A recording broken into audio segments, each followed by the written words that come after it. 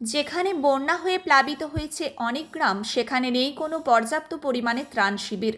কিন্তু যেখানে বন্যার জল এখনো পর্যন্ত ঢোকেনি, সেই সব জায়গায় সরকারের পক্ষ থেকে ত্রাণ শিবির করা হয়েছে। এমনই অভিযোগ উঠল খানাকুলে। জানা গেছে, লাগাতার বৃষ্টি ও ডিভিসির ছাড়া জলে খানাকুল ২ নম্বর ব্লকের মারোখানা ও জগৎপুর গ্রাম পঞ্চায়েতের বিস্তীর্ণ এলাকা প্লাবিত হয়েছে। স্থানীয় বাসিন্দাদের অভিযোগ, এই এলাকায় কোনো ত্রাণ শিবির সরকারের পক্ষ থেকে করা হয়নি। সেই কারণে তারা সঠিক পরিমাণে খাবার ও বস্ত্র পাচ্ছেন না। অন্যদিকে খানাকুল ১ নম্বর ব্লকে বন্যার জল গ্রামে না ঢুকলেও ওই সব জায়গায় সরকারি ত্রাণ শিবির করা হয়েছে।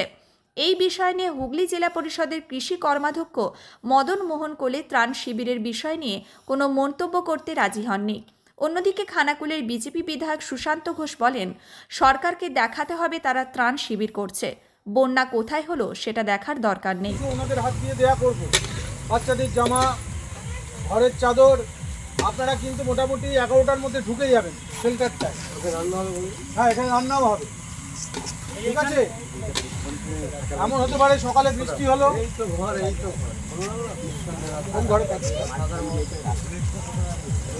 বন্যাটা এখন খুবই খারাপ, অনেক জল বেড়েছে, কিন্তু জলের জন্য আমাদের সবকিছুই সমস্যা হয়েছে। ত্রাণ শিবির করা হয়েছে এখানে?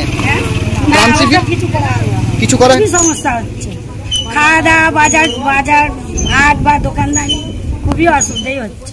কিন্তু তাও ত্রাণ শিবির নেই, না কিছুই নেই। তো বন্যা নেওয়াল পাড়ার ওইদিকে বন্যা হয়েছে কিনা আমরা ওটা তো বলতে পারবো না, কিন্তু আমার মারোখানা পঞ্চায়েতটা ডুবে গেছে, আমরা এইটা বলতে পারবো। ত্রাণ শিবির একটাও হয়নি এখনো পর্যন্ত। মারোখানা অঞ্চলে ত্রাণ শিবির এখনো পর্যন্ত একটাও হয়নি। উল্লাঙ্গা, চাঁদগুন্ডু, মারোখানা, বনিজলি সব গ্রামই প্লাবিত। এটা বন্যা ঠিক নয়, উপরকার জল নিচে নেমেছে। ভারী বৃষ্টি যেহেতু হয়েছে, এখনো তো সেভাবে আমাদের বাঁধ অটুট রয়েছে। এখন পর্যন্ত আমাদের সেচ দপ্তর চেষ্টা করছে বাঁধগুলোকে ইন্ট্যাক্ট রাখার, যাতে কোনো ক্ষতিগ্রস্ত না হয়। শেয়ারতে কোনো বাঁধ ভাঙেনি, যেটা ভারী বর্ষণ হয়েছে সেই জল নিচের দিকে নেমেছে, ফলে মারোখানা গ্রাম পঞ্চায়েত এলাকায় রাস্তার উপর কিছু জল, কিছু গ্রামের জল আছে।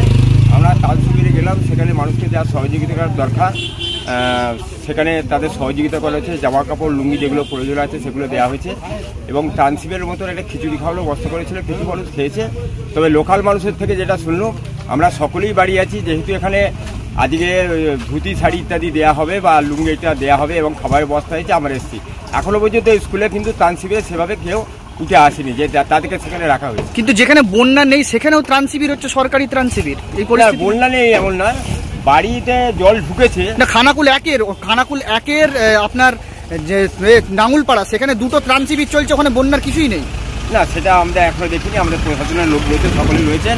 আমরা গিয়ে দেখবো কি অবস্থায় আছে, এই ব্যাপারে আমি মন্তব্য করতে পারবো না। যেখানে এসেছিলাম সেখানে মাত্র যা দেখেছি সেটা মন্তব্য করব।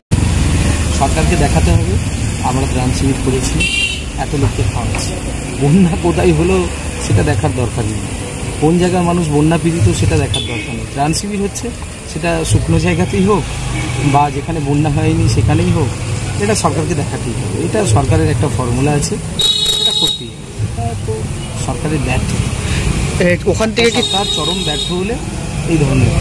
এখন তো সরকার প্রশাসনিক যারা কর্মকর্তা রয়েছে তারা চালাচ্ছে না, তৃণমূল নেতারা চালাচ্ছে, এটাই হচ্ছে। শীততাপ নিয়ন্ত্রিত অত্যাধুনিক রেস্টুরেন্ট ময়ূখ রেস্টুরেন্ট। এখানে পাবেন চাইনিজ, পোলাও, বিরিয়ানি, তন্দুরি সহ সমস্ত রকম খাবার। এছাড়াও কাস্টমারদের সুবিধার্থে হোম ডেলিভারির বিশেষ ব্যবস্থা রয়েছে। পাশাপাশি যে কোনো অনুষ্ঠানের জন্য ভাড়া দেওয়া হয়। আমাদের ঠিকানা খানাকুল হেলান সংলগ্ন তিলক চক। Phone number 8617492616 9732162360। সেরা খাবারের স্বাদ পেতে আজই আসুন ময়ূখ রেস্টুরেন্টে।